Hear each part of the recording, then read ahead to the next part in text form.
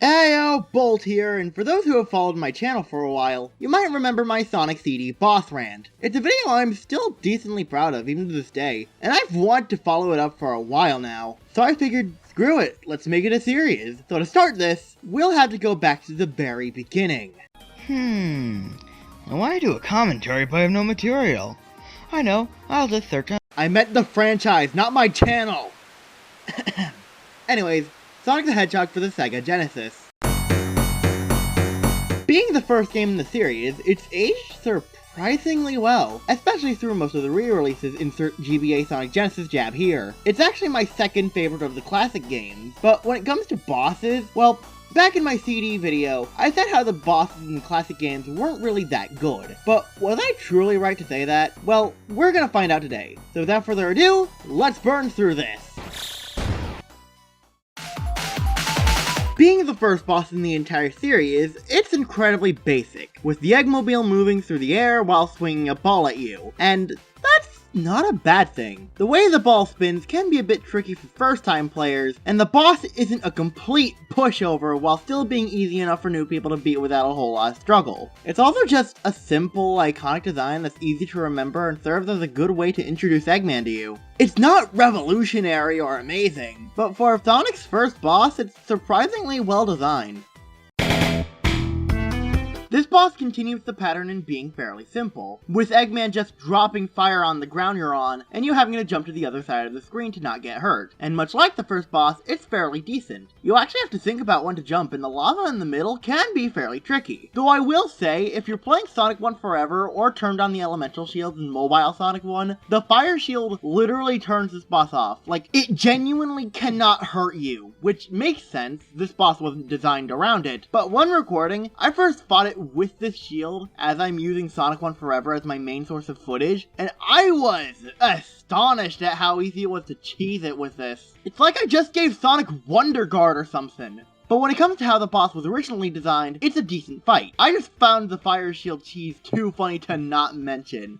Also, Marble Zone is good, you all just have a skill issue.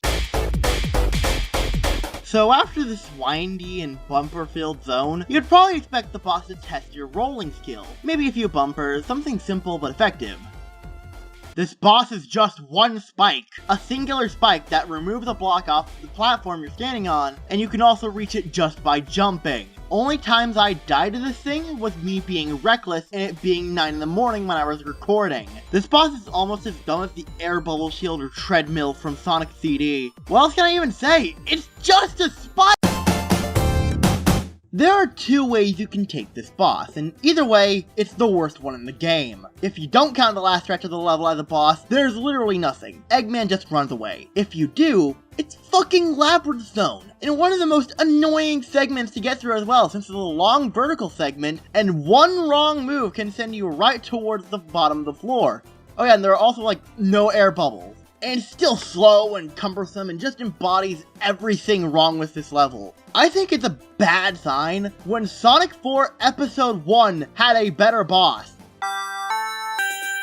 This is probably my favorite boss in the game. Once again, it's very simple. Eggman drops spike balls in the seesaws. However, this gives you two main ways of attacking it. The first thing you can do is time your jump so that the balls hit Eggman in the air. The second thing you can do is let the ball hit the other side of the seesaw, which can launch you into Eggman. The balls still explode if you don't reach them, adding an additional sense of tension. This boss is a good example of taking what you've learned during the level and implementing it into the final challenge. Not the greatest boss in the series, but still pretty solidly designed. After going through the hard-as-balls Scrap Brain Zone and the abhorrent Labyrinth Zone Act 4, you are met with the final zone, where you are confronted with the Egg Crusher, the final boss of your journey. And like the rest of the boss roster, it's very simple, but also done pretty effectively for what it is. First of all, it's the build-up, which is actually pretty good. After Scrap Brain Zone Act 2 ends, Eggman ends up sending you down into Labyrinth Zone Act 4, giving you a good motivator to finally kick his ass. As for the boss itself, Eggman tries to crush you with 2 of 4 pillars. Your goal is to hit Eggman, who takes quite a few hits to kill, and only appears on one of the pillars, leading you to have to guess which one he'll be on. However, between the crushings, there are large energy balls that try to hit you, which is fairly simple to dodge, both with and without the spin dash, but can still be somewhat tricky since you don't have any rings during this fight. And while simple, it's still fun, and being able to hit Eggman out of the sky after it all makes it all the more satisfying. Overall, I think you guys can see the theme of this game's bosses. Simplicity. Whether good, bad, or somewhere in the middle, all these bosses are fairly straightforward. And I think that's okay. It's the first game, though obviously I wasn't expecting some big, spectacular showcase. And I think the deliberately simple nature adds a bit of charm that I feel applies to a lot of Sonic 1 actually. Anyways, here's how I'd rank the bosses in the tier list format, and that's the end of the video. This has been the Firebolt, and thanks for watching.